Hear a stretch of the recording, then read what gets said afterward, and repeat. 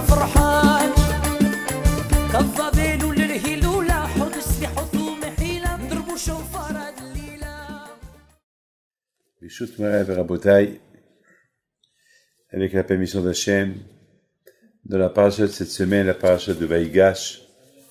C'est une très belle paracha. Dans cette paracha, on voit quelque chose, Youssef, qui va se dévoiler à ses frères. Mais avant qu'il s'est dévoilé à ses frères, on voit un clash, une guerre entre eux, à cause de Binyamin. Youssef, il a provoqué cette guerre-là. Youssef, il dit à ses frères, vous êtes des espions. Eux, ils ont dit, non, on n'est pas des espions, on est venus pour acheter à manger. Et toi, tu nous provoques. Et Youssef, il leur dit, combien de frères vous êtes? Ils ont dit, on est 11. Un, il a disparu. Un, il est avec son père. On est 10. Ah, vous êtes des espions. Comme ça, ils les accusent. Je veux voir ce garçon-là. Ils l'ont emmené. Une fois qu'il est venu, Binyamin, alors Youssef encore il trouve une excuse. Ah, votre frère Binyamin, il m'a volé mon verre magique. Alors, je le garde comme esclave. Là, Yehuda, il dit pas du tout. Moi, je prends sa place. Moi, je deviendrai esclave à sa place. Lui, laissez-le retourner chez ses parents. Youssef, il dit non. Celui qui a volé, c'est lui l'esclave. Yehuda, il dit à ses frères, on a ras-le-bol de ce monsieur-là, depuis déjà longtemps, qui nous provoque. Il nous accuse d'espions, il nous accuse de voleurs, il nous fait des choses qu'il a fait à personne. Alors, on va détruire l'Égypte, on prend Binyamin, on s'en va. Là, Youssef, il a eu peur. Et vous connaissez bien l'histoire, il leur a dit, c'est moi Youssef. Ils ont fait la paix. Mais, la question se pose, pourquoi Youssef, il a fait tant de mal à ses frères? On sait très bien ce que ses frères lui ont fait, ça on le sait. Maintenant, pourquoi il les fait souffrir? Est-ce qu'il veut se venger par rapport à ce qu'il leur a fait? Est-ce qu'il n'a pas peur qu'ils vont se venger de lui plus tard? Alors nos sages ils disent que Youssef Hatzadik, c'était un grand tzaddik. Pourquoi? Parce qu'il a voulu les tester pour voir est-ce qu'ils ont regretté tout le mal qu'ils lui ont fait, et il voulait faire une expérience. C'est pour ça qu'il les a provoqués par rapport à Binyamin. Est-ce qu'ils vont, ce que Youssef, il va accuser Binyamin comme voleur, est-ce qu'ils vont tout faire pour le protéger ou pas? Alors, Youssef Hatzadik, il a voulu les tester. Est-ce que ses frères, ils sont méchants? Est-ce qu'ils sont gentils? Est-ce que finalement, maintenant, ils ont regretté qu'ils ont vendu Youssef et maintenant ils veulent faire la paix avec lui? Alors, il a voulu voir jusqu'à combien ils sont prêts à protéger Binyamin, son frère. Et alors, Youssef, il a vu que vraiment, ils étaient prêts à se donner corps et âme pour Binyamin. Et ils ont même dit qu'on est venu pour chercher Youssef. Il leur a dit, et si vous le trouvez? Alors, ils ont dit, ben, si on le trouve, ben, on le libère. Alors, il leur pose la question, et si le patron de Youssef, il veut pas libérer Youssef? Alors, ils ont dit, alors on va faire la guerre, on va détruire toute l'Égypte pour sauver notre frère. Alors là, Youssef, il a compris que vraiment, ils ont regretté le mal qu'ils lui ont fait, et que vraiment, ils ont fait Teshuvah. Donc, maintenant, ça vaut la peine de faire la paix avec eux, et les choses vont retourner comme c'était avant. Maintenant, mes amis, je me suis posé une question. De quoi Youssef, il se mêle? Pourquoi Youssef, il les fait souffrir? Parce qu'il a voulu les tester. Mais ça, c'est pas son problème, ça. Ça, c'est le problème du bon Dieu. Ça, c'est Hachem qui décide. C'est Hachem qui voit. Est-ce qu'ils ont regretté ce qu'ils ont fait ou pas? C'est pas lui de faire cette expérience. Vous avez compris? C'est ça ce que j'ai pas compris dans cette histoire de Youssef et ses frères. J'ai vraiment, j'ai pas compris. Je n'ai pas compris. Youssef, il fait tout ce balagan avec ses frères pour voir est-ce que ils ont regretté ce qu'ils ont fait en le vendant. Est-ce qu'ils sont prêts maintenant à tout faire pour protéger son frère Binyamin? Ou bien ils vont dire, bon, qu'il reste là. On va dire à papa, à Binyamin, il a été pris en otage et c'est tout. Ils vont pas risquer leur vie pour lui. Mais ça, c'est pas leur problème, ça. Ça, c'est Hachem. Écoutez. Parce que lorsqu'on lit cette histoire, on dirait qu'on a l'impression que Youssef, il se venge de ses frères. Ah, tout le mal qu'on m'avait fait, voilà, je vous le rends. Et pourtant, non. Pourtant, il veut les tester. Il veut tester jusqu'à combien ils ont regretté le mal qu'ils lui ont fait. À travers son frère Binyamin. Mais ça, c'est pas son problème, ça. Est-ce que nous, on fait ça? Est-ce que nous, quelqu'un qui nous a fait du mal, on va le tester en lui faisant du mal pour voir est-ce qu'il a regretté ce qu'il m'a fait? Le contraire. Ça va compliquer les choses. Je ne comprends pas. Mes amis,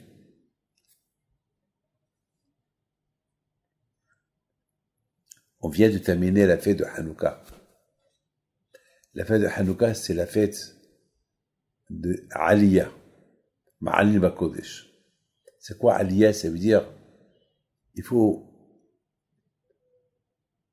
progresser dans le judaïsme, progresser dans la Torah. D'ailleurs, c'est la raison pourquoi on allume une bougie, après on allume 2 bougies, 3 bougies, 4 bougies, chaque jour on ajoute. Ça veut dire que dans la vie, il faut savoir toujours progresser dans le judaïsme. Et lorsqu'on dit protéger,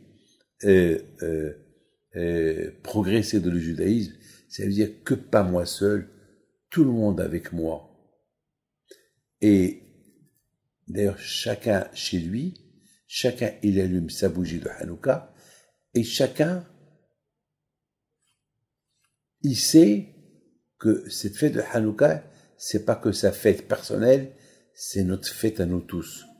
Ça veut dire les Juifs dans le monde entier, à la même heure, le même jour, tous on allume la Hanouka, et tous on allume 1 bougie, 2 bougies, 3 bougies, jusqu'à le 8e jour, et on allume les 8 bougies. Les 8, c'est le chiffre que tous on est maintenant, voilà, unis, ahdout, et chacun il veut le bien de l'autre, et nous tous, on monte, on progresse dans la Torah, les mitzvot. C'est ça, Rabotai, la fête de Hanouka. Ma'alin Bakodesh. La fête de Hanouka, c'est progresser de jour en jour. C'est ça la fête. Mes amis, il faut savoir une chose. Progresser dans le judaïsme, c'est pas une progression que chacun dit, chacun pour soi et Dieu pour tout le monde. Non. Ça veut dire que nous tous pour soi. Nous tous, on a la même cause. Lorsqu'on voit quelqu'un qui progresse dans la Torah, combien on doit être heureux et essayer de l'aider de progresser un peu plus. Lorsqu'on voit quelqu'un qui tombe dans la Torah, on doit avoir la peine pour lui, pourquoi il tombe. On doit avoir la peine pour lui. J'ai vu quelque chose de magnifique. Lorsque c'est écrit dans la Torah que il y a Yitzhak Avinu était aveugle. Nos sages ils disent pourquoi Yitzhak Avinu était aveugle. Nos sages ils disent parce que ces femmes, les femmes de Esav, ils sacrifiaient l'idolâtrie. Ils faisaient des sacrifices, ils sacrifiaient de l'idolâtrie. Ils sacrifiaient des vaches pour des dieux inconnus. Vous savez, à l'époque, chacun il avait son dieu. À l'époque, il y avait ceux qui vénéraient le singe, il y avait ceux qui vénéraient la baleine, il y a ceux qui vont vénérer les statues, il y a ceux qui vont créer une idole, une statue, ils vont la vénérer, ils vont dire tu es mon Dieu. Il y a ceux qui vont vénérer les vaches, il y a ceux qui vont vénérer le soleil et la lune. Alors, mais Yaakov, Yitzhak Avinu alav shalom, avec les odeurs de leurs sacrifices, la fumée des sacrifices d'Avodah Zarah, ça l'a perturbé et il est devenu aveugle. Voilà. C'est ce que nos sages y disent. Alors le rabbi de Lubavitch, il pose une belle question. Il dit, mais pourquoi Kadosh Baruch Hu, il a aveuglé Yitzhak? Pourquoi Kadosh Baruch Hu, il n'a pas dit à Yitzhak Avinu, Yitzhak, tu sais que ces odeurs-là, de comment ça s'appelle, de ces sacrifices, ça vient des femmes de Esav. Pourquoi il lui a pas dit? Il aurait pu lui dire. Écoutez très bien. Mais la question du rabbi de Lubavitch est encore plus profonde. Eh bien, on va essayer de comprendre quelle est la raison pourquoi Hachem, il a aveuglé Yitzhak. Alors, la Gemara dit, Hachem, il a aveuglé Yitzhak comme ça, le moment que il va bénir Esav, eh ben, il va être aveugle. Et ça va être Yaakov qui va prendre la beracha de Esav. Donc, ça veut dire quelque part, quand je vois où il a créé une situation que Yitzhak Avinu, il ne va pas voir, il va devenir aveugle. Comme ça, les bénédictions, c'est pas Esav qui va les recevoir, c'est Yaakov qui va les recevoir. Mais, il faut savoir une chose, que la cause que ses yeux, ils ont été aveuglés, à cause les sacrifices de l'idolâtrie de les femmes de Esav. Ça veut dire que maintenant, on a deux raisons pourquoi Yitzhak était aveugle. Yitzhak est devenu aveugle à cause de l'idolâtrie, la fumée de l'idolâtrie des femmes de Esav qui sacrifiaient à leur idole. Ça l'a aveuglé. Deuxième raison, Hachem, il a aveuglé parce que au moment que Yaakov, il va recevoir les brachot, il y a, comment il s'appelle? Yitzhak Avinu ne va pas lui donner parce qu'il les a promis à Esav. Alors, qu'est-ce qu'il a fait Hachem? Yitzhak, il devient aveugle pour que Yaakov reçoive les brachot. Vous connaissez l'histoire. Alors, le rabbi de Lubavitch, il pose une question. Il dit, mais Hachem, il aurait pu le dire à Yitzhak.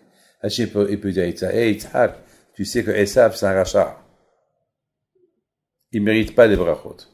Point final. Alors, pourquoi le pauvre l'aveugler? Bon. Pourquoi l'aveugler? C'est à cause, si on dit c'est à cause de l'Avodah Zarah de Esav, à cause des sacrifices qui faisaient les femmes de Esav à leur idole, qu'il a été aveugle, je comprends. Mais, il est devenu aveugle pour que Yitzhak, il ne bénit pas Esav, et c'est Yaakov qui va les bénir parce que Yitzhak, il a cru que Yaakov c'était Esav. Alors là, je comprends pas pourquoi quand je lui ai dit non, Yaakov, c'est Yaakov. Esav, réveille-toi. Esav, il ne mérite pas. Yitzhak, réveille-toi. Esav, ton fils, ne mérite pas de brachot, parce que c'est un rachat. Qui lui dit? Alors pourquoi elle a été aveuglée à cause de ça? Et le rabbi de Lubavitch, il donne une belle réponse. Très très belle réponse. Il dit, qu'un jour il n'a pas voulu parler de la Shonara sur Esav. Même que Esav était rachat, à Kadosh Baruch Hu, il n'a pas voulu parler du mal de lui. Le seul moyen, c'était d'enlever la vue à Yitzhak pour que Yaakov vienne et reçoit les brachot. Vous vous rendez compte? Hachem, il n'a pas voulu parler du mal, la médisance sur Esav, qu'il est rachat. De là, on apprend quelque chose de grave. Si Hachem, il ne parle pas de la Shonara sur un rachat, combien nous, on doit faire attention de ne pas parler la médisance sur un autre. Parce que lorsque Hachem, il a donné la Torah à Israël, au mont Sinaï, Hachem, il n'a pas fait de différence entre un rachat ou un tzaddik. Hachem, il a dit, je suis votre Dieu à vous tous. Donc Hachem, il est Dieu de tout le monde. Il n'y a pas de différence chez Akadosh Baruch Hu. Donc, de là, on doit faire beaucoup attention, ne pas parler la médisance, parce que chacun de nous a reçu la Torah chez Akadosh Baruch Hu. Donc, nous sommes tous liés les uns avec les autres. Vous vous rendez compte? Vous vous rendez compte que Esav, malgré qu'il était un grand rachat, Akadosh Baruch Hu, il n'a pas voulu parler du mal de lui à Yitzhak, en lui disant, Yitzhak, ne bénis pas ton fils, parce que ton fils est un rachat. C'est la folie, ça. C'est vraiment, c'est quelque chose d'inimaginable. Alors, c'est la raison pourquoi, quand je pourrais la préférer, que Yitzhak, il devient aveugle, que la fumée d'idolâtrie de ces femmes, ils vont l'aveugler pour que Yitzhak ne va pas voir la bracha qu'il va donner à Yaakov. C'est de la folie, ça. C'est de la folie. C'est de la folie. C'est des choses extraordinaires. Ah, maintenant, je me suis posé une question. Mais Yitzhak, il savait que Esav c'est un rachat. Même si Hachem ne lui dit pas. Mais il le sait. Attends. Ne lui dis pas qu'il ne le savait pas. J'en suis 100% sûr qu'il savait. Tout le monde parlait de lui. Hachem, il ne veut pas parler de la Shonara sur Esav. Mais attends, il y avait des plaintes. Je suis sûr que du matin au soir, il y avait des gens qui venaient se plaigner le mal que Esav leur fait. 100% que la maison d'Yitzhak Avinu, s'il y avait là-bas comme il y avait là-bas un secrétaire qui recevait les plaintes de tous les gens qui venaient se plaindre. Esav m'a volé ma femme, Esav m'a volé mon argent, Esav a tué mon fils, Esav il a fait ceci, Esav c'est un voyou. Ne me dites pas que Yitzhak ne savait pas. Il savait. Il savait. Alors, puisqu'il sait pourquoi Yitzhak Avinu a voulu bénir Esav. Alors, puisque, de l'autre côté, puisque Hachem il sait que Yitzhak il sait, alors puisqu'il sait, il peut lui dire, ne le bénis pas. Alors pourquoi le pauvre Yitzhak Avinu, il devait souffrir, devenir aveugle, pour ne pas qu'il voie, parce qu'il va promettre à Esav de le bénir, pour ne pas qu'il le voie. Pourquoi tout ça? Pourquoi? Et en plus, Yitzhak, il devait être en colère contre Esav. C'est à cause de lui qu'il est aveugle. À cause les odeurs de l'idolâtrie de ces femmes, il est devenu aveugle. Mes amis, écoutez très bien. Il y a une très belle histoire que nos sages racontent sur au moment que Yaakov, il est rentré chez son père pour recevoir une bracha. Écoutez bien ça. C'est écrit Vayerach et reach begadav. Il a senti l'odeur de ses vêtements. Alors, Haram lui dit, pourquoi la Torah nous dit, il a senti l'odeur de ses vêtements, les vêtements est-ce que lorsque quelqu'un rentre chez son père, le père va sentir ses vêtements? Non, c'est quoi? Il a senti l'odeur de ses vêtements. Et la Gemara, il dit, Atike begadav et la bogdav. Il faut pas, n'appelle pas il a senti les vêtements, mais il a senti les traîtres qui vont sortir de lui. C'est-à-dire que même les traîtres qui vont sortir de Yaakov, qui vont être des grands Rishaïm, il a senti leur odeur. Ça veut dire que même ces traîtres-là, ils peuvent faire un jour Teshuvah. Ils peuvent faire un jour Teshuvah. Et la Gemara, elle raconte combien des Rishaïm, des Juifs Rishaïm, qu'ils ont fait beaucoup des fautes, et à la fin, comme Yosef Mishitar, comme Yacoub Ishtserorot, la Gemara, elle apporte beaucoup des histoires des Juifs Rishaïm, qu'ils étaient idolâtres, qu'ils étaient assassins, des voleurs, et tout ce que vous voulez, et à la fin, ils ont fait Teshuvah. Donc, ça veut dire, parce qu'il y a ce qu'on appelle la Teshuvah. La Teshuvah, ça veut dire pénitence. Regardez à Kippour. À Kippour, on vient, Kippour, il s'appelle le jour du grand pardon. On vient à Kippour, à la synagogue, on arrive avec toutes les fautes, les bagages de toutes les fautes qu'on a fait toute l'année, et Baruch Hashem, Kippour, il arrive, à Kadosh Baruch Hu, il nous envoie la délivrance, il nous pardonne. Ça veut dire qu'on arrive pourri, sale, dégoûtant, les odeurs de toutes nos fautes, et c'est écrit Ki bayom hazeh yichaper alechem letaritchem mikol hatotechem fnei Hashem tetaru. Ki bayom hazeh, ce jour qui pour Kadosh Baruch Hu, il nous lave, il nous fait passer dans une machine, il nous repasse, il nous lave avec du savon, on devient propre nickel. Ça veut dire, Rabotai, c'est ça parce qu'Hachem il a donné la Teshuvah. La Teshuvah, ça veut dire, je demande pardon à Hachem. Ça veut dire qu'Hachem, jamais il coupe espoir à quelqu'un. On dit qu'un homme, il peut fauter toute sa vie, une seconde avant qu'il meure, il pense à tout ce qu'il a fait, il va verser une larme, ou bien il va dire à Hachem, pardon, tout ce que je t'ai fait pendant ma vie, eh ben, il peut avoir Helek Alam Haba, Hachem il peut lui pardonner. Ça, c'est la Teshuvah. Une seconde avant la mort de la personne. Mais, malheureusement, c'est pas tout le monde qui pense à une seconde avant la mort de faire Teshuvah. Donc, il faut pas dire, ah ben, une seconde, je vais profiter de la vie, et une seconde avant ma mort, je vais faire Teshuvah, parce que cette seconde-là, peut-être, tu vas l'oublier, tu vas être perturbé, tu vas être, je sais pas où tu vas être, et tu vas pas penser à cette seconde. Donc, c'est mieux d'être, mais je parle dans le cas, dans certaines personnes que toute leur vie, ils étaient des Rishaïm, qui sachent que Hachem, il peut leur pardonner. Et c'est ça ce que Yitzhak, il a senti. Yitzhak, lorsque Yaakov Avinu, il est rentré chez lui, Yitzhak Avinu, il a senti Gan Eden. Il a senti même de tous les tzadikim qui vont sortir de Yaakov. Il a aussi senti même les Rishaïm qui vont sortir de Yaakov Avinu, aussi, qui sont des traîtres. Ils ont, et pourquoi on les appelle des traîtres? Parce qu'avec tout le bien que Hachem leur a fait, ils ont trahi la confiance et l'amour et l'émouna d'Hachem.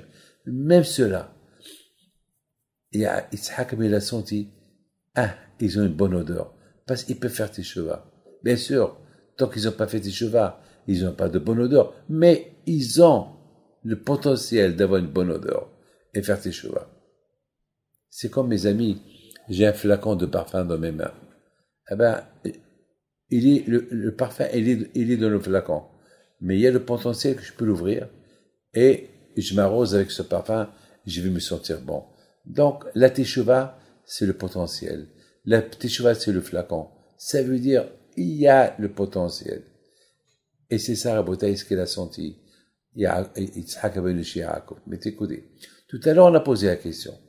On a posé une question tout à l'heure, on a dit, mais quand même, comment est-ce possible? Pourquoi Yaakov Avinu? Non, pardon. Pourquoi Yitzhak Avinu, il voulait bénir Esav? Mais Esav, c'est un rachat. Ok. Hachem, il n'a pas voulu lui dire. Parce que Hachem, il n'a pas voulu parler de la Shonara. Mais Yitzhak, il est au courant déjà.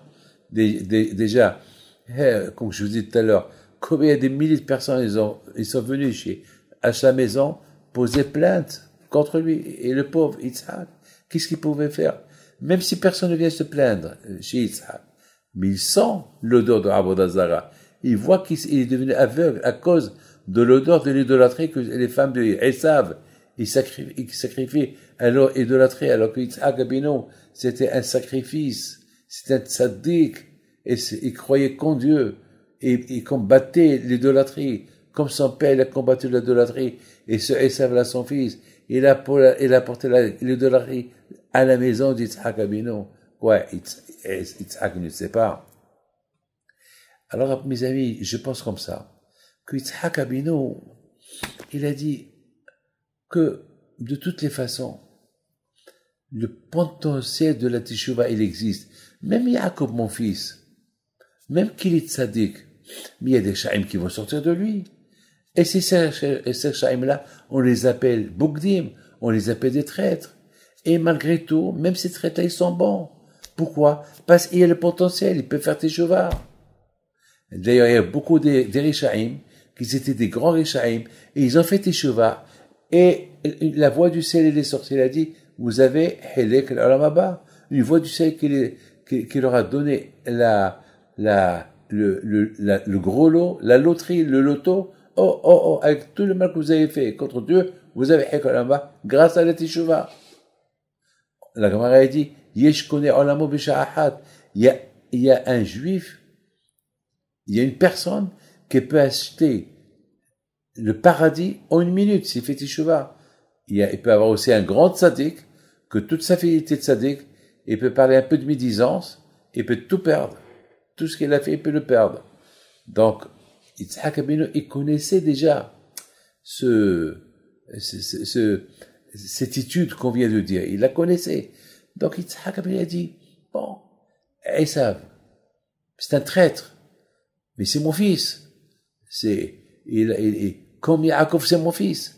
C'est le fils de Rivka. Comme Yaakov est le fils de Rivka. Alors pourquoi que pour Yaakov, on dit que les traîtres qui vont sortir de Yaakov, Hakadosh Baruch Hu, il leur donne une bonne odeur parce qu'ils vont faire des Teshuvah.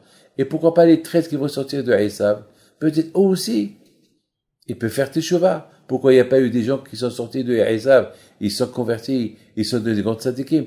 Pourquoi? Il y a beaucoup de tzadikim, comme Rabbi Meir Alanes, Rabbi Akiva, Shemaria et Abtalion. Il y a même des descendants de Haman Aracha. Ils ont fait Teshuvah, ils ont étudié la Torah à Bnei Brak.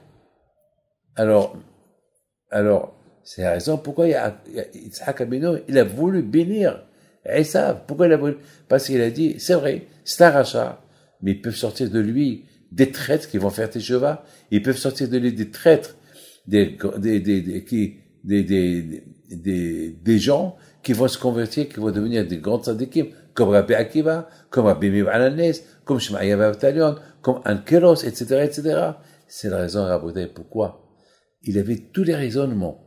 Il y a Yitzhak pour bénir Esav. Et c'est la raison pourquoi Akadosh Baruch Hu il a fait, il lui a pas parlé, comme je vous ai dit, pour ne pas parler de la Lashon Hara sur Esav, parce que c'est vrai, il est rachat, mais il a un potentiel. Mais par rapport à ce potentiel-là, il y a un risque que Yitzhak ne va pas le bénir. Non, il mérite Esav, il ne mérite pas. Parce que lui-même, c'est un rachat. Alors que là, on a Yaakov qui est tzaddik. Donc il y a une différence entre Esav et Yaakov. Esav ne mérite pas, même qu'il a un potentiel, comme que Yitzhak y pense, dans l'avenir. De toute façon, il ne mérite pas les brachot, parce qu'il est ce qu'il est maintenant, c'est un rachat maintenant. Alors que Yaakov, c'est un tzaddik, il mérite d'être béni maintenant. Et c'est la raison pourquoi Yitzhak Abinu était aveugle, pour que Yitzhak Abinu, pendant un laps de temps, il va pas savoir qui est devant lui, pour qu'il puisse bénir Yaakov. Parce que Esav, il ne méritait pas la bracha pour le potentiel de l'avenir par rapport à lui-même, c'est un rachat. Mais la preuve que même Akadosh Baruch Hu, il n'a pas voulu lui dire. Pourquoi pas ça, Akadosh Baruch Hu, lui aussi, il n'a pas voulu, Akadosh Baruch Hu, il n'a pas voulu parler du mal de Esav. Pourquoi? Parce que peut-être, Hachem aussi, il dit peut-être il va faire Teshuvah. Et peut-être. Mais entre-temps, tant qu'il n'a pas encore fait, pour le moment, c'est pas lui qui mérite, c'est Yaakov qui mérite. Et c'est la raison, Rabbi, pourquoi Yaakov Abinu, c'était lui, Hachem, il a aveuglé Yitzhak, pour que Yaakov, il reçoit la bracha. On voit, Rabbi, combien,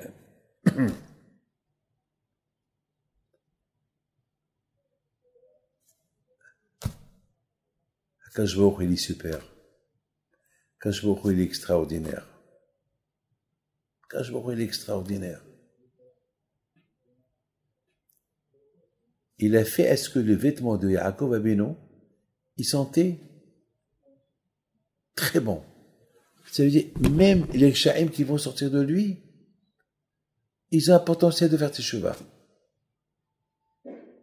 Mais il n'a pas fait ça. Mais Akash Baruch Hu, il n'a pas fait que de Esav, le potentiel que Esav, il peut avoir, le potentiel que il devait recevoir les brachot, parce que il y a un potentiel que un de ses descendants, ils vont faire teshuvah. Hachem, il n'a pas pris compte de ça.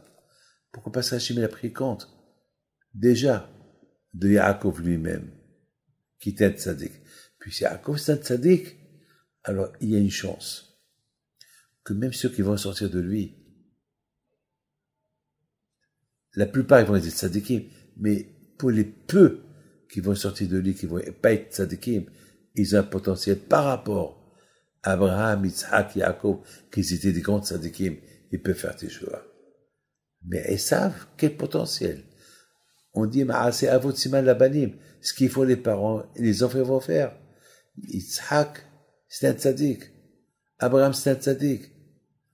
Ils étaient des bons exemplaires pour Esav. Et Esav, il a fermé les portes de la Emouna. Exprès, il a marié des femmes qui étaient rachas, idolâtres. Il a causé à son père d'être aveugle. Quel potentiel! Qu'est-ce qu'il va laisser pour ses enfants? De lui, il est sorti Amalek.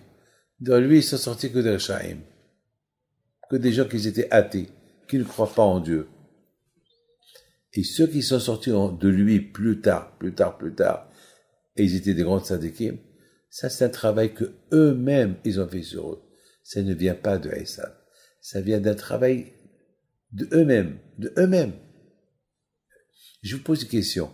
Est-ce qu'un chat, il peut devenir un lion? Non. Est-ce qu'un lion peut devenir un chat? Non. C'est impossible. Un lion, il peut devenir un lion uniquement si son père et sa mère sont des lions. Un lion est lion. Sinon, non. C'est impossible. Donc, à Botaï, comment vous le voyez que de Esav, il pouvait sortir un tzaddik? Impossible. S'il y a eu des tzaddikim qui sont sortis de Esav, c'est parce que ils ont travaillé beaucoup sur eux-mêmes pour qu'ils soient des grands tzaddikim. C'est un travail. Donc c'est une minorité. Alors c'est la raison pourquoi Kajoro, il a donné la bracha à celui qui mérite.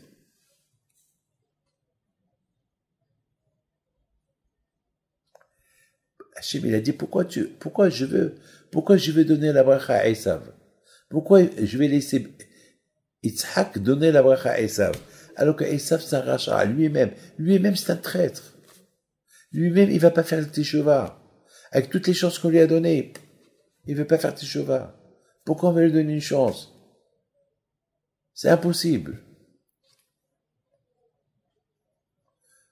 Quoi? On va lui donner les bénédictions pour qu'il fait plus de mal à Yaakov? Impossible. Les amis, même les Rechaim de Yaakov, même les Rechaim qui sont sortis de Yaakov Abeno, s'ils sont Rechaim, c'est par rapport à l'influence. La mauvaise influence des nations, c'est pas de leur faute. Donc c'est la raison pourquoi Akash Baruch Hu, il a tout fait pour que c'est Yaakov qui reçoit les bénédictions et non pas Esav. Mes amis, il y a quelque chose de magnifique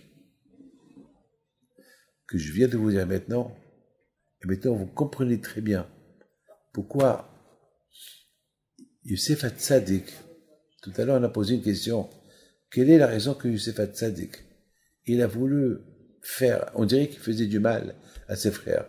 La réponse elle est simple. Yosef HaTzadik, il n'a pas voulu faire du mal, surtout, il n'a pas voulu se venger de ses frères. Simplement, c'est justement parce qu'il les adorait, il les aimait tellement, il a voulu que ils arrivent tous à la perfection. C'est pas qu'il a voulu, bien sûr, tout à l'heure on a dit, mais laisse Hachem s'occuper d'eux. s'il aime ou il n'aime pas. Pourquoi lui? De quoi il se met lui? Non. Lui, tellement il les aime, c'était important pour lui parce que il sait qu'un jour, tout le monde va descendre en Égypte. Et une fois qu'ils sont en Égypte, ils vont partir de l'Égypte, ils vont être libérés de l'Égypte pour recevoir la Torah. Donc c'était important pour Yaakov Abinu que les choses s'arrangent avant qu'ils viennent. Il voulait être sûr qu'ils ont regretté ce qu'ils lui ont fait. Lui, il leur a pardonné déjà. Le contraire, lui, il attribue tout ce qui lui est arrivé, c'est Hachem qui a voulu. Tout ce que Yosef Hatzadik voulait, c'est Hashu Shalom, qu'il n'y a pas que Dieu préserve une haine, une séparation de frères, comme qu'il y a eu entre Yaakov et Esav, que Dieu préserve. Il avait peur. Il avait peur que, si elle a désunion, c'est pas bien. Il voulait, parce à partir de maintenant, Yosef sait, à partir de maintenant, je vais commencer à les aider. À partir de maintenant, ils vont beaucoup dépendre de moi. Alors, c'est important qu'il y a une paix équitable, c'est pour ça qu'il les a testés, il les a fait souffrir pour voir si vraiment ils ont regretté. Pour qu'il pouvait lui aussi s'investir avec eux à 100%. Et d'ailleurs, une fois qu'ils ont fait la paix, on n'a plus jamais vu que Yosef, il a reproché à ses frères quelque chose. Il les a adorés, il les a reçus, il s'est occupé d'eux jusqu'à la fin des temps, jusqu'à que il est mort, et tout le monde est mort, et ils sont tous sortis de l'Égypte. Donc, c'est une souffrance quand, par exemple, on donne à quelqu'un un médicament, c'est amer. On le force, même si souffrant, mais on le force. Parce qu'on sait que ce médicament, il va le faire guérir. Donc, pour Yosef Hatzadik, ce qu'il est en train de les faire souffrir maintenant, c'est pour qu'ils guérissent, pour que tout le monde guérisse. Mes amis, que le bon Dieu vous protège. Que le bon Dieu vous donne la santé, la joie, la prospérité, et une bonne année si Dieu veut. Ben, Hachem, je parle de l'année juive, parce qu'on sait que tout le monde se souhaite une bonne année. Moi, je vous souhaite, parce que dès que la fête de Hanouka se termine, les livres de Rosh Hashanah Kippour, ils se ferment, et on se souhaite Shana Tova pour le reste de l'année. À bientôt, Be'ez Hashem.